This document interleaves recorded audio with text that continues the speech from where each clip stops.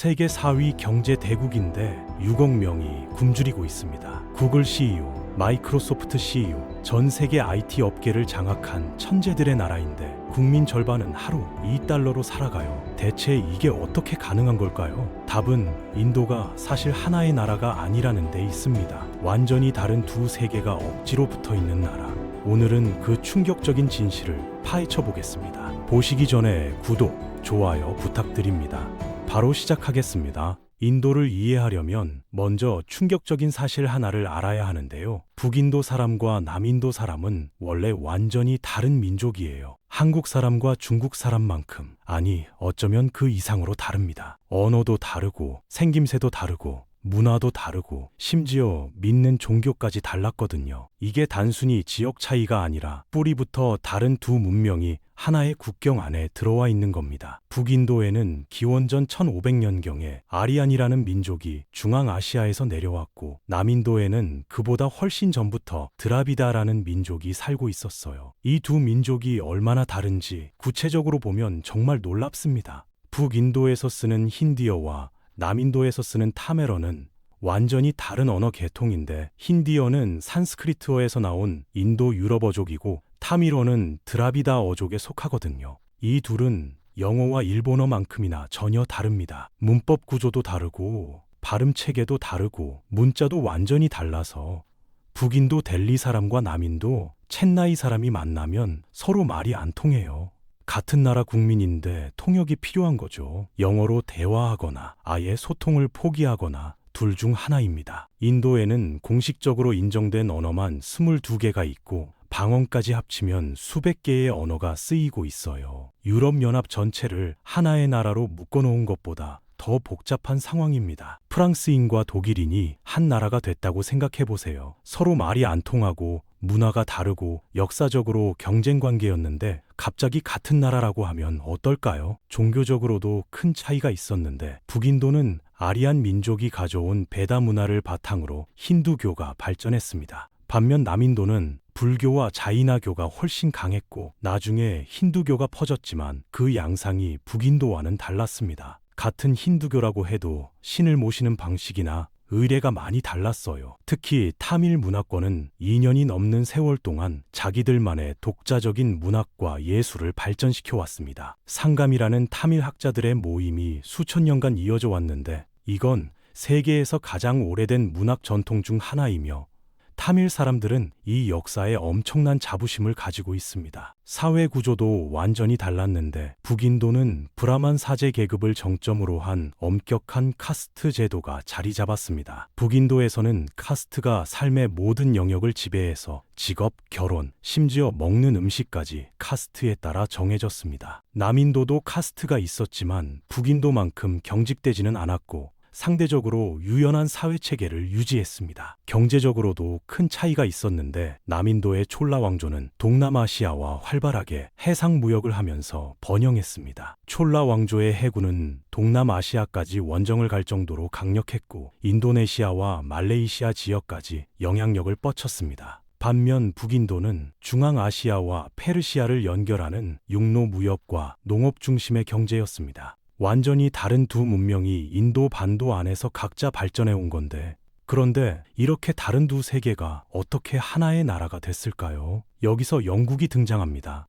영국 동인도 회사는 처음에는 향신료와 면직물을 사가려고 무역을 하러 왔습니다. 하지만 인도의 여러 왕국들이 서로 싸우는 틈을 타서 자체 군대를 만들고 동맹과 배신을 반복하며 점점 세력을 키웠습니다. 결국 영국 정부가 직접 개입해서 인도 전체를 식민지로 만들어버렸습니다. 영국은 행정의 편의를 위해 남인도와 북인도를 하나의 식민지로 묶었고 철도를 깔고 도로를 만들고 행정체계를 통일시켰습니다. 마치 레고 블록을 억지로 끼워 맞추듯이 말이죠. 영국 입장에서는 효율적인 착취를 위해 필요한 조치였지만 그 결과 원래 별개로 존재하던 수십 개의 왕국과 문화권이 하나의 인도로 뭉뚱그려졌습니다. 인도라는 나라 자체가 영국 식민 지배의 산물인 셈입니다. 200년간의 식민 지배가 끝나고 1947년 인도가 독립했을 때 공용어를 뭘로 할 것이냐는 문제로 엄청난 갈등이 터졌습니다. 북인도 사람들은 인구의 절반 가까이가 쓰는 힌디어를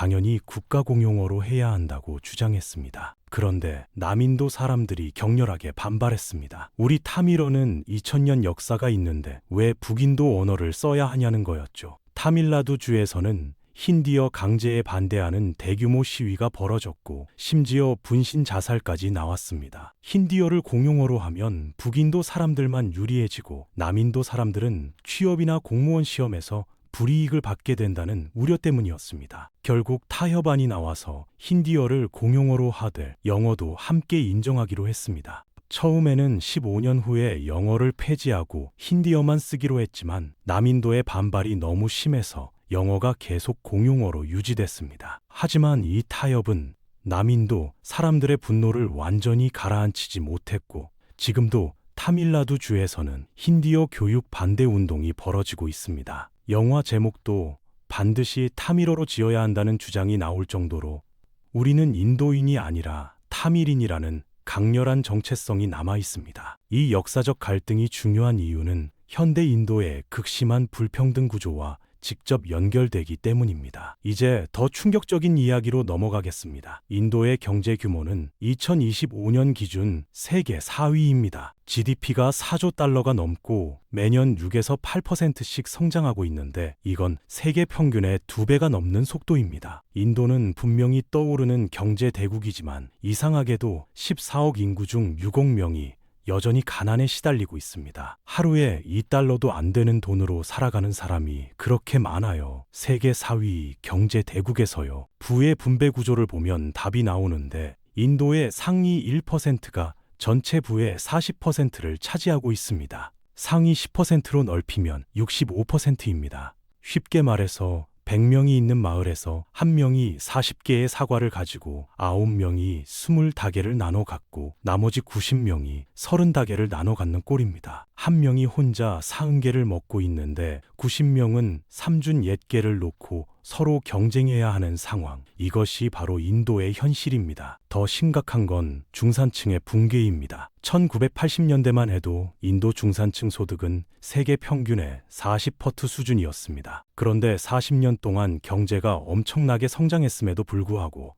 지금은 대부분이 하위 50%로 떨어져 더 가난해졌습니다. 파이가 커졌는데 대부분의 사람들이 받는 조각은 오히려 작아졌고 성장의 과실이 소수에게만 집중된 겁니다. 왜 이렇게 됐을까요? 인도의 교육 시스템을 보면 이해가 됩니다. 인도에는 IIT라는 합격률 1% 미만의 세계 최고 수준 공과 대학이 있습니다. 서울대 입학보다 훨씬 어려운 이 대학을 졸업하면 구글, 마이크로소프트 같은 글로벌 기업에서 고액 연봉으로 스카우트해 갑니다. IIT 졸업장은 카스트도 뛰어넘을 수 있는 황금 티켓이라서 아무리 낮은 카스트라도 엘리트로 인정받습니다. 문제는 이 대학에 들어갈 수 있는 사람이 대부분 부유층 자녀들이라는 겁니다. IIT 합격을 위해 필수적인 코타 같은 입시 학원의 비용이 연간 수백만 원에서 수천만 원에 달하기 때문입니다. 라자스탄주의 학원촌 코타는 전국에서 학생들이 몰려오지만 가난한 집 아이들은 꿈도 꿀 수 없는 곳입니다. 결국 엘리트 교육은 부자들만의 전유물이 되었고 반면 일반 공립학교의 상황은 처참합니다. 13세 학생의 34에서 40%가 기초적인 읽기 능력도 없고 초등학교 2학년 수준의 문장조차 읽지 못합니다. 수학은 더 심각해서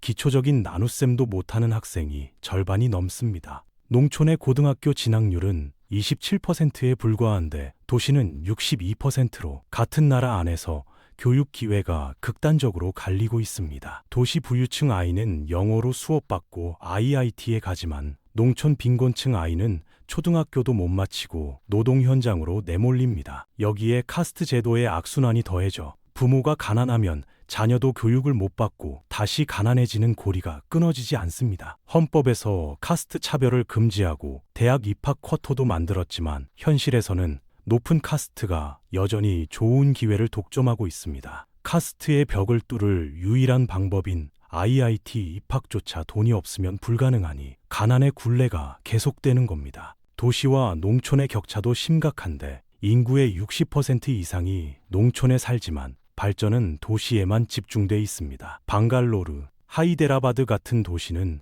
고층 빌딩과 글로벌 IT 기업, 명품 매장이 즐비한 인도의 실리콘밸리입니다. 마이크로소프트가 175억 달러를 투자하는 이런 도시에서는 세계적인 소프트웨어가 개발되고 엔지니어들이 미국을 오갑니다. 하지만 농촌으로 가면 전기도 불안정하고 깨끗한 물도 부족하며 수억 명이 화장실 없이 야외에서 용변을 봅니다. 인터넷도 잘 안 되는 이런 환경에서는 교육이나 좋은 일자리를 구하는 것이 불가능에 가깝습니다. 방갈로르는 21세기인데 비하르 농촌은 20세기 중반에 머물러 있는 마치 시차가 존재하는 듯한 모습입니다. 인도 경제의 또 다른 근본 문제는 제조업의 부재입니다. 중국은 공장 제조업을 통해 수억 명의 농촌 인구를 중산층으로 끌어올렸습니다. 특별한 학력이 없어도 공장 노동을 통해 돈을 벌고 자녀를 교육시켜 계층 상승을 이룰 수 있었죠. 하지만 인도는 제조업 대신 IT,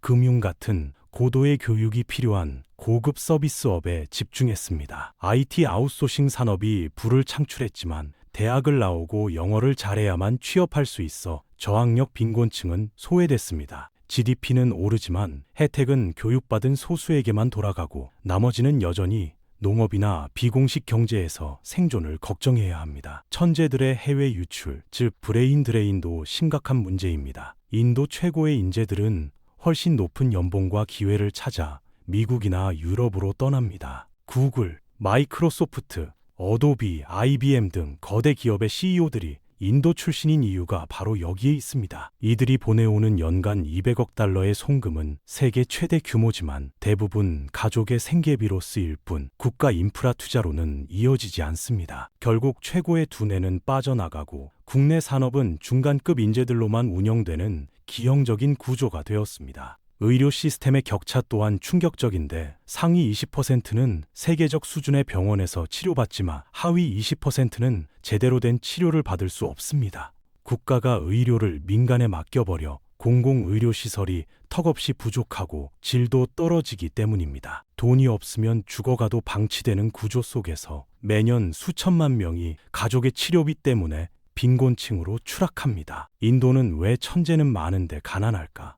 그 답은 천재를 키워내는 시스템이 부유층 극소수에게만 열려있기 때문입니다. 농촌의 가난한 아이 중에 구글 CEO가 될 재능이 있어도 기회가 없어 하루 2달러짜리 노동자로 살아가게 됩니다. 남인도와 북인도의 격차도 현대 불평등의 한 축입니다. 교육과 IT가 발달한 남인도, 케랄라나 타밀나두는 선진국 수준에 가깝습니다. 반면 북인도 비하르 같은 곳은 여전히 빈곤과 문맹에 시달리며 지역 간 발전 격차가 수십 년이나 납니다. 이로 인해 남인도는 자신들의 세금이 북인도에 쓰이는 것에 불만을 갖고 북인도는 남인도를 이기적이라 비난하는 정치적 갈등이 심화되고 있습니다. 최근 글로벌 기업들의 대규모 투자가 희망적인 소식이긴 합니다. 마이크로소프트의 데이터 센터, 애플과 삼성의 공장 건설 등이 이어지고 있죠. 하지만 이 혜택이 대도시 엘리트층을 넘어 농촌의 6억 빈곤층에게까지 돌아갈 수 있을지는 미지수입니다. 공교육 투자, 농촌 인프라 개선, 의료 개혁 없이는 인도는 계속 가난한 대국으로 남을 것입니다. 인도의 사례는 경제 성장 자체가 모든 국민의 행복을 보장하지 않는다는 교훈을 줍니다. 천재가 없어서가 아니라 천재를 키워낼 사회적 기반이 없어서 대부분이 가난한 나라. GDP 4조 달러의 화려함 뒤에 숨겨진 6억 명의 빈곤, 이것이 인도의 진짜 모습입니다. 앞으로 인도가 이 뿌리 깊은 불평등과 분열을 어떻게 해결해 나갈지 지켜봐야겠습니다.